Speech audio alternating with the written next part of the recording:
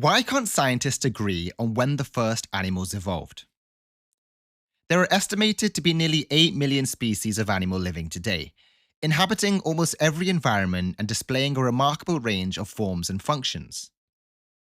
But for most of Earth's history, animals were completely absent.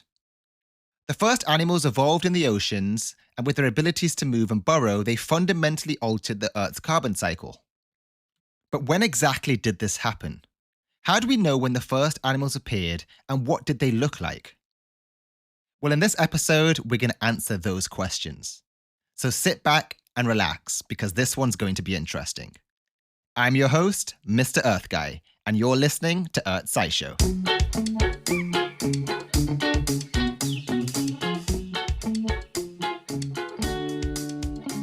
In order to answer these questions, we need to look at two sources of evidence: fossils and genes. Fossils are the preserved remains or impressions of ancient organisms, and they can tell us about their morphology, ecology, and evolution. Genes, on the other hand, are the units of heredity that encode the information for life, and they can tell us about the relationships, ancestry, and divergence of living organisms. However, both sources of evidence have their limitations and challenges. Fossils are rare and incomplete, and they only record a fraction of life's diversity. Genes are complex and variable, and they only provide estimates of evolutionary timescales. For a long time, scientists thought that animal fossils appeared suddenly in the time period around 500 million years ago. This is what's known as the Cambrian explosion. So named because the fossil record seems to show a sudden boom in complex life at this time.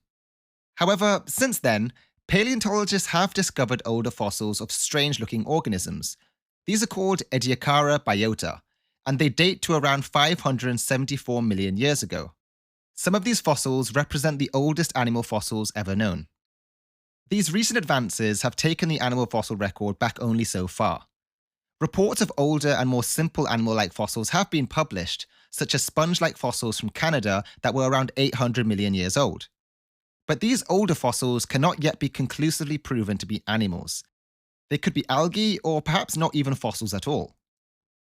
Also, the presence of fossils doesn't necessarily confirm the date for the evolutionary origin of an animal. There could be a gap between when animals first evolved and when they left their first fossil trace. But this is where genes come in. Because by comparing the DNA of modern animals, molecular biologists can reconstruct their evolutionary history and estimate when they diverged from a common ancestor. This technique is called the molecular clock, and it works by assuming that DNA mutations accumulate at a constant rate over time. Although molecular clocks can only provide estimates for the timing of animal origins, most converge on or around 800 to 700 million years ago, long before the Ediacaran extent of the fossil record. By combining the fossil and gene evidence, we get two estimates for animal origins, and they are more than 200 million years apart. On the one hand, fossils extend to 574 million years ago, while on the other, the molecular clock suggests animals could be as old as 800 million years. So the question is, how do we resolve this discrepancy? Well, in a recent paper, a team of researchers suggested a new way to estimate the timing of animal origins.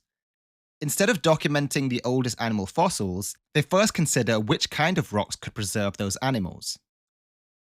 You see, an animal's body determines what kind of rock it can fossilize in.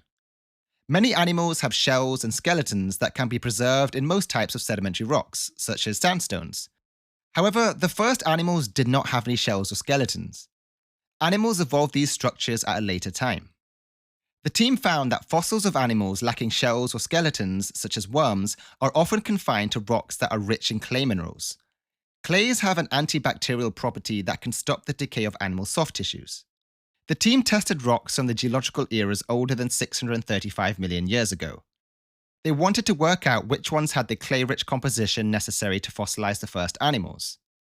And through their analysis, they did find some rare rocks around 790 million years old from both Canada and Norway.